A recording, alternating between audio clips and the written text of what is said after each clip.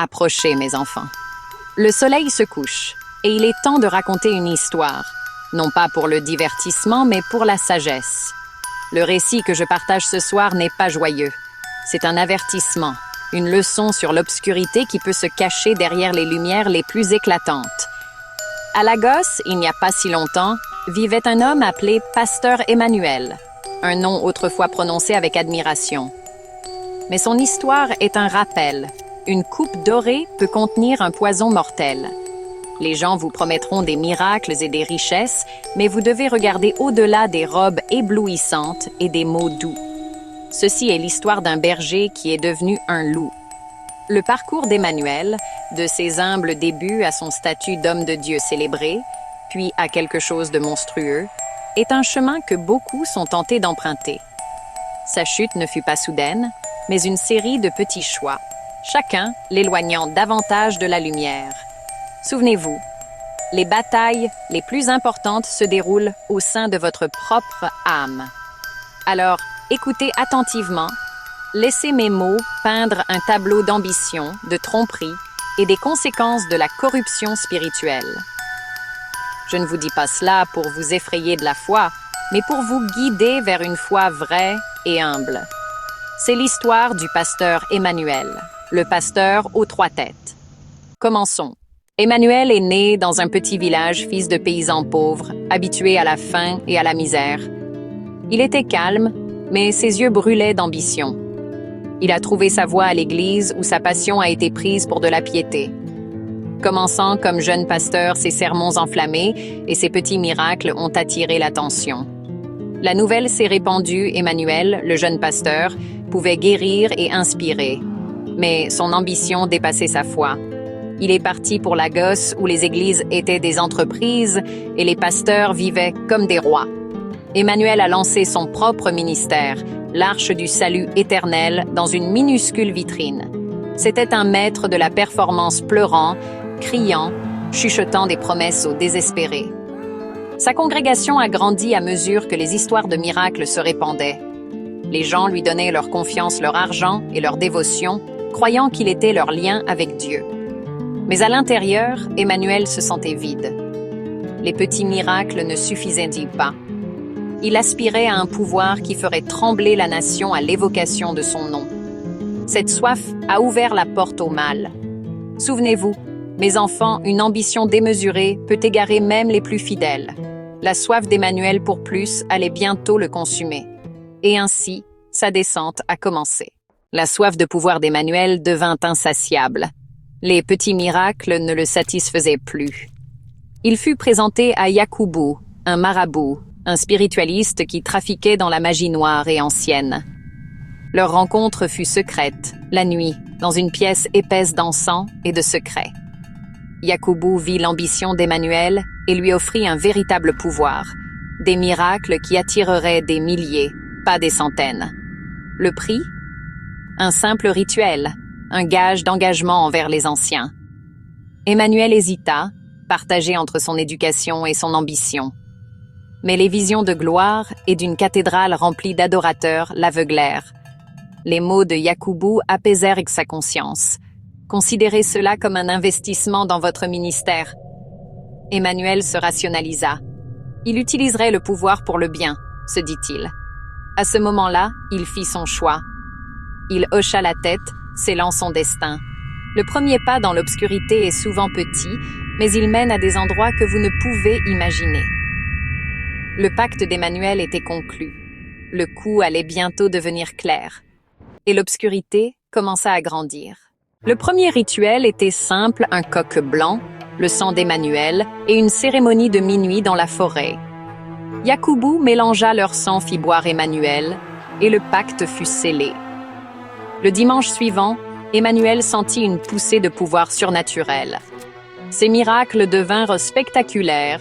Une femme stérile conçut un homme estropié marcha. L'église explosa en taille, déménageant dans un entrepôt pour accueillir les foules. Mais Yakubu exigea plus de rituels, chacun plus sombre que le précédent.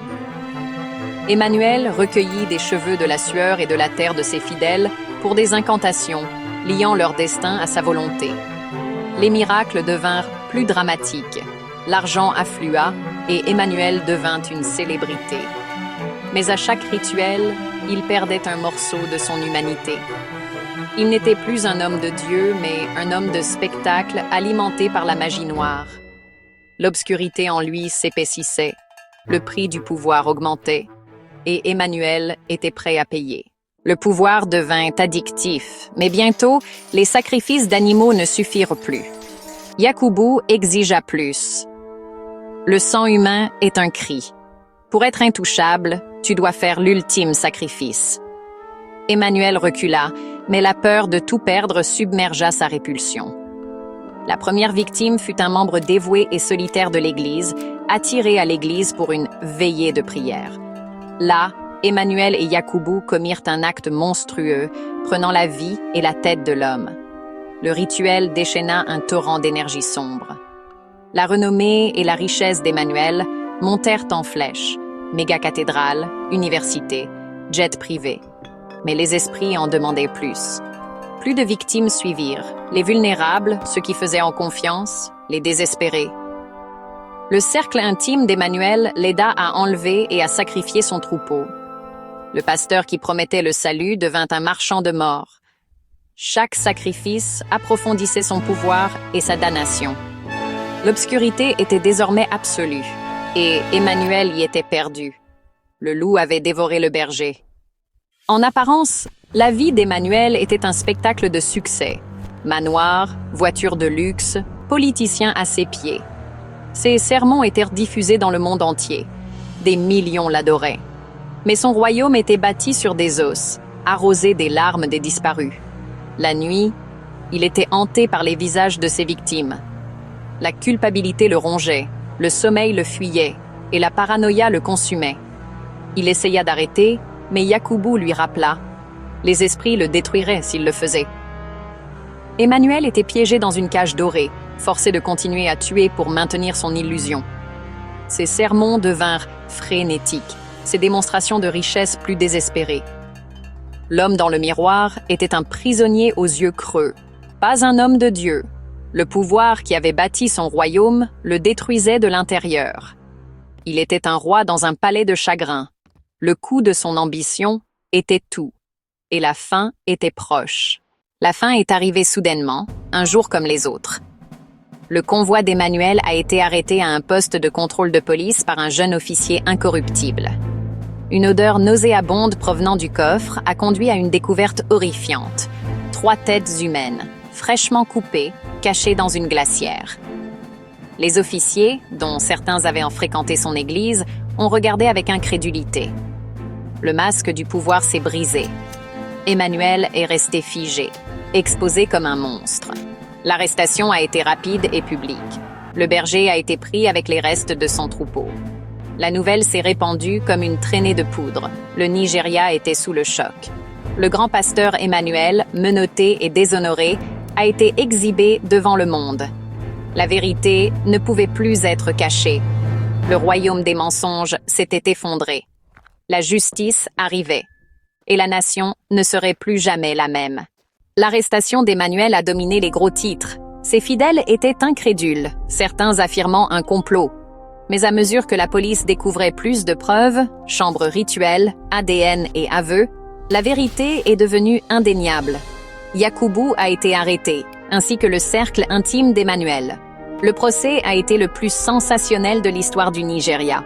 La salle d'audience débordait de journalistes, de chefs religieux et de familles en deuil.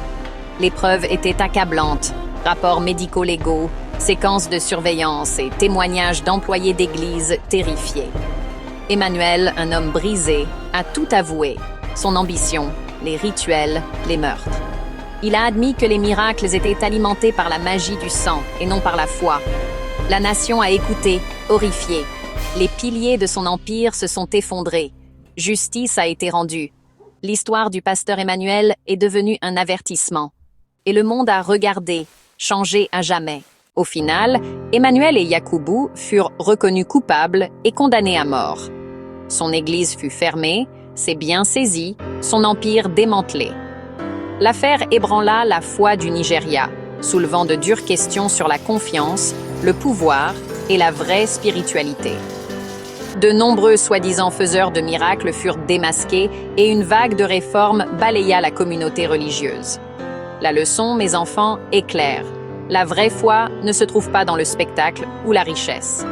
Elle est calme, humble et bienveillante. Méfiez-vous de ceux qui promettent le monde en échange de votre dévotion.